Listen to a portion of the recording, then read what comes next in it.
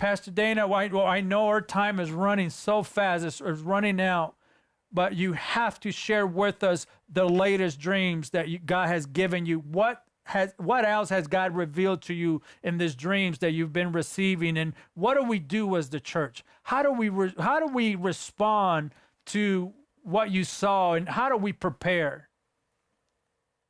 I had a dream this past Friday night, and I shared it Sunday morning live at my church. I didn't want to do a Facebook one again.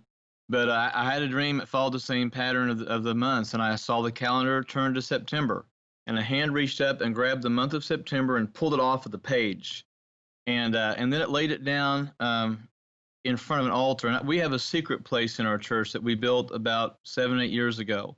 Our altar has horns on it, just like the one mentioned in the Bible. We have the 4 cardinal doctrines of the Assemblies of God are on pictures in there. And I saw the month of September laid down in front of that altar where I pray at every day. Sometimes I hold on those horns just because I need it for that day. But the September month was laid on the ground, and I was instructed to stand on the month of September and begin to pray for several things specifically. I was instructed to pray for the church to have a strong backbone, for corruption in the church to be exposed, and for a great harvest.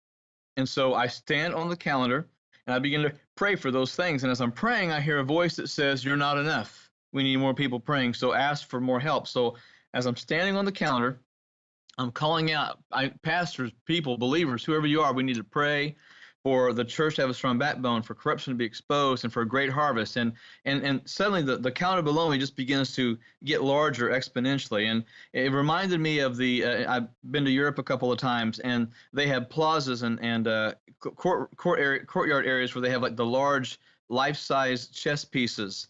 And the calendar where I'm standing on, it was Tuesday, September 1st that I'm standing on.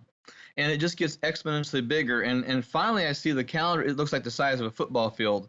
But all of a sudden, I'm not the only one praying. Somebody else is standing on September 1st with me, and there's a couple more on September 2nd and the rest of the days. And there were people that were praying in tongues. There were some that were praying out loud. There were some that were very quiet. There were some that were kneeling, some laying prostrate, every model of prayer that you can imagine. But then the cry went out again, we need more help. We need more people to pray. So we began to as loud as we could, all of us, church, we need help, we need help, we need to come, you need to come, you need to pray. And so suddenly I realized that the outline of the calendar was now outlined of the contours of the United States of America, including Alaska and Hawaii. But I'm seeing the outline of the country, but the calendar of September is there. And I'm kind of being raised in the air as more and more people are jumping onto the calendar and people are praying. All of a sudden, there's no white space on the calendar, and people are feeling, they look like ants. People look like ants, but I see people standing all over the calendar on the country of the United States, and they're praying.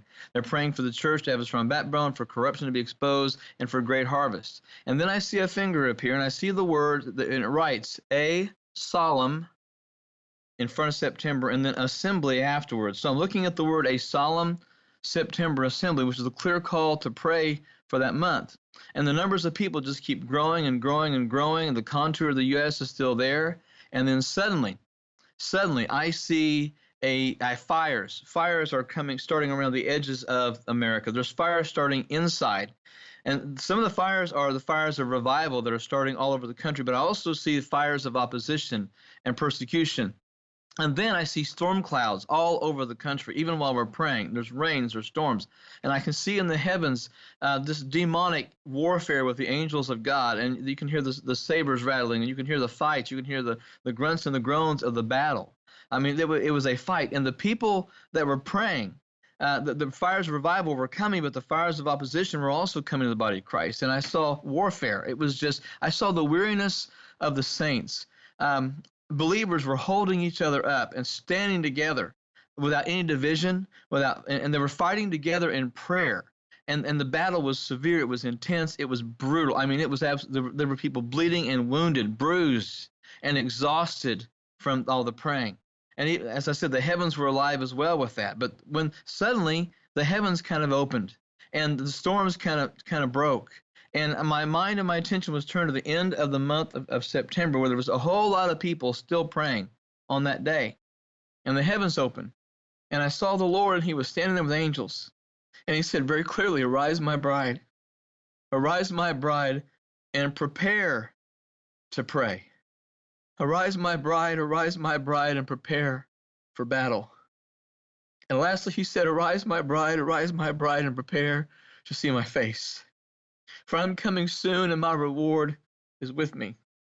And then there was a sound like of 1,000 shofars being blown all at once. And even in the dream, I could feel the wind of those shofars hitting my face. And I woke up, and there was just an overwhelming, peaceful presence about me. And I got up, and I wrote these things down, and I just kind of typed them out. And I believe the Lord was calling us to pray for the entire month of September. But to expect some of the most serious spiritual warfare that we've ever been called to do and called to expect. I don't know what's going to follow that specific month, but I feel in my heart the battles are going to be very, very serious, because the Lord said, arise, my bride. He only calls us his bride when he's ready to come get us. And I'm not date setting by any means. I'm not saying that October 1st Jesus comes. I'm not saying that. Jesus was just simply telling us that he's about to come. And we know that, we sense that, we realize that. But he said, arise, my bride, and prepare to pray. In other words, he was saying, whatever prayer life we have right now is not going to be good enough for the battles and the things that are coming, that we have got to get it straight. We've got to get it settled. That 5-minute devotion that some believers do every single morning, and they read one verse and read 2 paragraphs and say, okay, Lord, let this happen, and go on, that's not going to cut it. I believe the Lord is showing me that we need to get, as a nation, we need to pray. We need to get on top of this, on board with this, and get the people in your church praying for every single day in the nation. And we should expect opposition like we've never seen before, but we should also expect great victory, because he's warning us we need to pray. He's waking the church up even more to get ready. And then he's waking us up to prepare for the battle that's coming, but he's also preparing us for that glorious time we'll see his face, which I don't believe is going to be too much longer. And I'm not saying when this happens. All I know is I was told in this dream that we need to pray during the month of September, and to prepare for that, to start building up now, to stop strengthening, to start working on more than just a devotion, to have that prayer life developed and honed and polished and strengthened and sharpened, that we've got to get ready for what's coming. And this is for the whole church. This is for every church in America. This is not just for the Assemblies of God or one. This is for all of us. Warfare is going to come against all of us, and God's calling on all of us to pray. And that's what I believe that we need to do during the month of September to fight the things that are coming.